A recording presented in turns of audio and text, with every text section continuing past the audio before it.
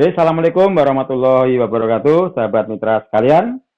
Ketemu lagi dengan saya, Master Yuli, di channel Gila Bikin Kaya. Ya, hari ini saya akan mengupas materi selanjutnya, yaitu materi tentang edifikasi dan konsultasi. Ya, ini salah satu faktor penentu cara sikap kita di dalam bisnis ini. Ini harus saudara-saudara sekalian ketahui.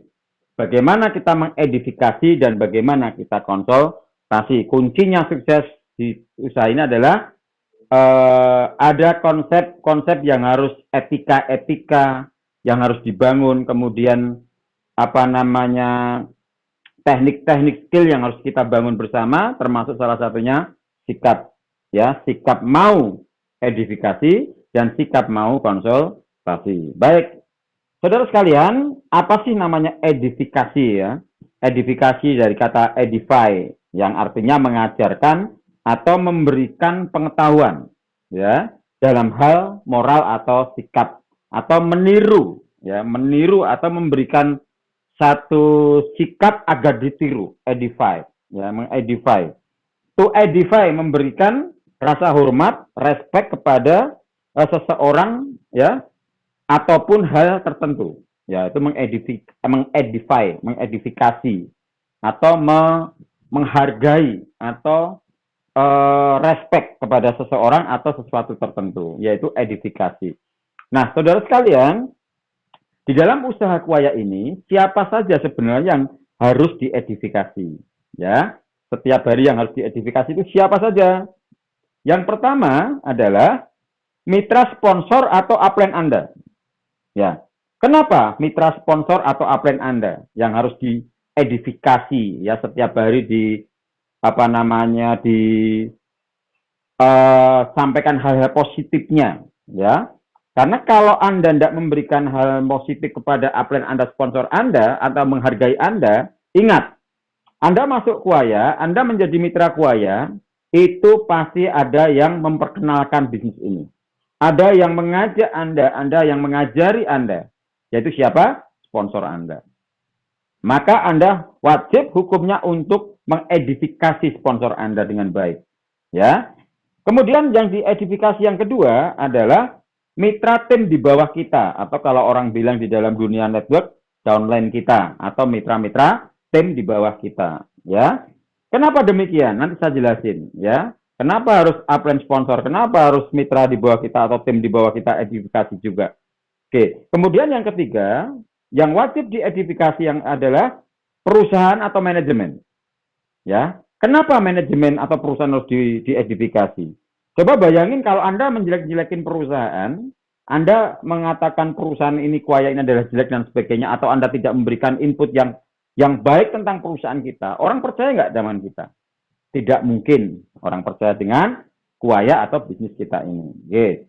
Kemudian yang keempat, yang wajib diedifikasi adalah produk dan sistemnya. Edifikasi. Lakukan edifikasi ya produk.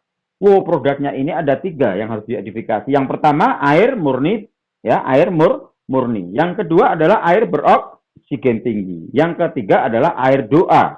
3 hal ini yang harus selalu diedifikasi di dalam produk kita. Oke. Kemudian untuk sistem yang diedifikasi apa sistemnya? Sistem profit sharingnya. Sistem bisnisnya apa? Edifikasi bahwa sistem kuaya memberikan sistem yang dengan konsep syariah. Yang muamalahnya dengan menggunakan konsep syariah. Bagi hasilnya profit sharingnya jelas. Edifikasi dengan baik, dengan benar. Ya, supaya orang tidak ragu lagi untuk masuk di kuaya, ya, tidak lagi menjadi abu-abu, tidak lagi menjadi fitnah-fitnah yang akan timbul di masyarakat kita. Maka perlu edifikasi produk dan edifikasi sistem. Oke. Kemudian yang kelima yang harus diedifikasi apa? Adalah support system atau sekolahnya, ya, atau pendidikannya di situ. Sampaikan bahwa kuaya memiliki support system yang handal, ya, yang dipimpin oleh seorang ahli network misalkan, yang dipimpin oleh beliau yang sudah berpengalaman misalkan seperti itu. Ini penting sekali disampaikan. Kenapa? Karena Anda akan belajar dengan orang-orang support system ini. Tim Anda akan diajari oleh orang-orang tim support system ini. Nah, kalau orang support system ini nggak Anda edifikasi, maka ketika dia mengajarkan sesuatu kepada mereka, maka mereka juga tidak akan menghargai support system kita. Nah, contoh begini, kenapa saya minta untuk edifikasi upline atau sponsor? Nah, begini, contoh sederhana begini, sponsor atau mitra di bawahnya. Misalkan begini, saya ngajak teman saya, misalnya prospek teman saya, namanya si Fulan, misalkan, Fulan besok kebetulan sponsor saya, upline saya, mitra di atas saya langsung, beliau akan hadir di sini. Beliau adalah orang top leadernya Kuaya. Beliau adalah orang yang suka menolong. Beliau adalah orang yang dermawan, orang yang hebat, orang yang pinter, dan sebagainya. Diedifikasi di depan si Fulan yang akan kita prospek tadi. Oke. Begitu juga sebaliknya. Ketika Anda menemui upline Anda, sponsor Anda, edifikasi calon mitra Anda tadi. Ya. Bapak, Mas, Mbak, atau siapa upline Anda namanya, saya kebetulan dapat calon prospek bagus. Ya, orangnya namanya si Abdul misalkan. Abdul ini orangnya hebat, orangnya jaringannya luas, orangnya pinter. Diedifikasi calon prospek kita nanti. Kemudian kita temukan antara upline kita, sponsor kita, dengan si calon prospek tadi. Maka ketika Anda sudah edifikasi sponsor Anda, si calon si Fulan ini datang dan ketemu sama upline sponsor Anda, kira-kira respect nggak sama sponsor Anda?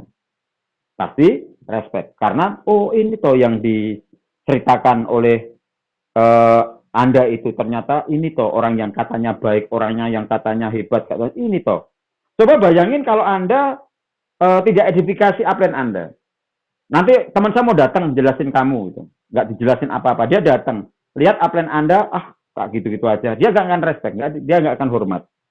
Begitu juga sebaliknya. Karena si calon prospek tadi sudah diedifikasi di depan sponsor Anda, upline Anda, maka upline Anda juga respect kepada calon prospek Anda. Oh ini toh yang mau dikenalin. Ternyata bagus juga orangnya. Ternyata hebat juga. Tapi kalau Anda kenalin si calon prospek ini tidak antusias, tidak edifikasi, maka si upline kita, sponsor kita juga akan melihat orang ini biasa-biasa saja. Maka antusiasnya juga mungkin akan berbeda. Nah, tekniknya seperti itu. Maka ketika kita sudah mengedifikasi, saling edifikasi, pada saat si calon prospek kita datangkan pada si upline kita, sponsor kita, maka sebaiknya kita keluar atau kita tinggalkan mereka berdua agar mereka saling bisa intent untuk berkomunikasi. Anda tinggalkan. Maka upline Anda secara otomatis juga akan mengedifikasi Anda ketika Anda sudah tinggalkan tempat tadi. Oh, Mas, kamu hebat loh. Kamu bersyukur.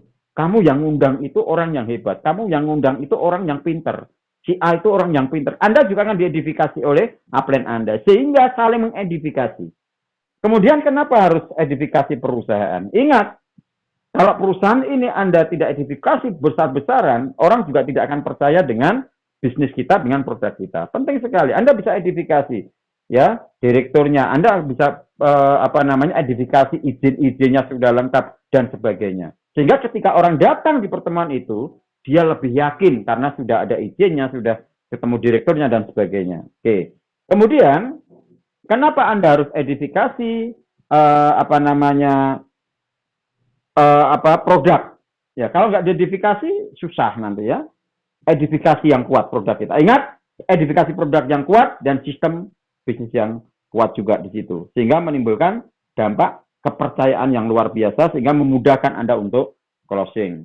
Supportnya yang kedua adalah konsultasi.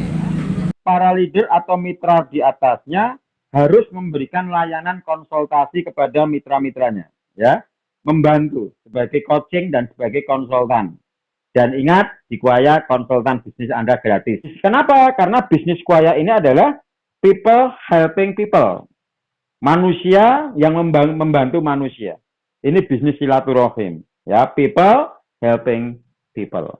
Ingat ya, itu di Kuaya harus dibangun, maka Anda wajib memberikan konsultasi kepada mitra-mitra Anda. Oke, yang kedua, Gunanya konsultasi apa? Gunanya konsultasi itu untuk membantu mitra Anda, membantu Anda sendiri, ya. Kalau Anda ingin konsultasi ke mitra di atasnya tentang kesulitan-kesulitan kuaya di situ. Oke, jenis konsultasi ada dua. Yang pertama konsultasi formal, ya, konsultasi formal. Biasanya dilakukan sebulan sekali pada akhir bulan atau awal bulan, ya. Gunanya apa? Untuk mengevaluasi atau merancang target bulan depannya. Kemudian yang wajib dibawa atau dilakukan saat kita konsultasi kepada upline kita, kepada mentor kita apa? Yang pertama menyiapkan grafik, ya. Kalau perlu di print, ya, menyiapkan grafik networknya, ya, dan target yang akan dicapai bulan berikutnya, ya. Lakukan itu di print jaringan network Anda.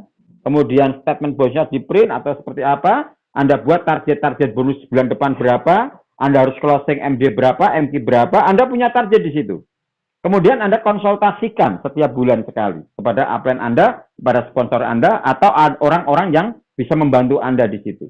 Oke. Kemudian yang kedua, konsultasi non formal. Artinya apa? Ini bisa Anda lakukan setiap hari dengan cara WA, dengan cara telepon, SMS, atau apapun. Selama Anda menemukan kesulitan, Anda bisa sharing-sharing melalui media-media yang lain atau ketemu dengan upline sponsor Anda atau ketemu dengan mentor Anda, silakan. Tetapi sifatnya tidak formal. Tetapi yang wajib formal adalah membawa grafik jaringan, membawa grafik network, dan membawa target-target yang akan dicapai di bulan-bulan berikutnya. Itu nanti akan memberikan upline sponsor Anda memberikan cara-cara, wawasan, dan lain sebagainya. Oke. Kemudian selanjutnya, cara dan etika berkonsultasi. Ingat, ini hati-hati. Seringkali kita salah cara berkonsultasi kita, sehingga orang yang kita diajak konsultasi ini kurang nyaman. Oke. Yang pertama, konsultasi pada sponsor atau mitra aktif. Ya, mitra aktif. Jangan mitra pasif. Kalau mitra pasif Anda nanti jadi nggak semangat. Ya, konsultasi pada sponsor atau mitra aktif satu tingkat di atas Anda. Berarti upline Anda atau sponsor Anda. Satu tingkat di atasnya. Kalau yang satu tingkat pas tidak aktif, Anda bisa naik ke satu tingkat selanjutnya. Kalau tidak lagi aktif, Anda bisa naik ke satu tingkat di atasnya. Sampai Anda bisa jadi masuk ke tingkat manajemen. Anda bisa konsultasi ke manajemen. Ya, itu. Nah, enaknya di bisnis kuaya seperti itu. Kita bisa konsultasi kepada mitra-mitra di atas kita. Kalau di atas nggak ada, kita bisa langsung ke manajemen. Oke. Kemudian, yang kedua, mintalah jadwal Anda atau minta waktu Anda sebelum Anda konsultasi kepada upline sponsor Anda. Ya, minta jadwal. Jangan langsung ditodong, aku mau ngobrol nih. Nggak bisa gitu juga. Karena upline Anda, sponsor Anda juga punya kepentingannya lain. Minta waktu. Etikanya kita minta waktu. Kemudian yang ketiga, siapkan bahan atau materi yang akan Anda konsultasikan. Ya, dan bawa alat tulis tentunya. Ya, yang disampaikan nanti dicatat. Ya, jangan cuma diam, dicatat apa kata mentor kita, konsultan kita. Kemudian yang keempat, inisiatif itu datang dari Anda. Bukan dari sponsor Anda, bukan dari upline Anda. Yang harus berinisiatif minta konsultasi, itu Anda. Kenapa? Ini bisnis Anda. Ya, yang ingin harusnya Anda. Apa nggak enak di kuaya, konsultasi gratis, nggak bayar, dan sebagainya. Itu pun harus upline Anda yang minta. Padahal ini bisnis Anda sendiri. Demikian saudara sekalian yang bisa saya sampaikan. Kemudian hal-hal yang harus diperhatikan dalam saat konsultasi, ya. Yang pertama adalah sikap dalam berkonsultasi. Bertanya, jangan mempertanyakan. Bertanya, jangan mempertanyakan. Kemudian yang kedua, pastikan Anda konsultasi pada orang yang tepat. Siapa orang yang tepat itu? Sponsor atau mitra Anda yang aktif. Ya, yang aktif. Yang terdekat minimal satu tingkat di atas Anda. Tadi sudah sampaikan. Demikian saudara sekalian, materi edifikasi dan konsultasi hari ini saya sampaikan. Semoga menambah wawasan Anda. Terus ikuti channel-channel kami, belajar bersama kami, Kuaya. Sekali lagi, selamat menjalankan, selamat berjuang, bersama Kuaya pasti bisa. Ketemu lagi dengan saya, Master Yuli, di channel Gila Bikin Kaya. Wassalamualaikum warahmatullahi wabarakatuh.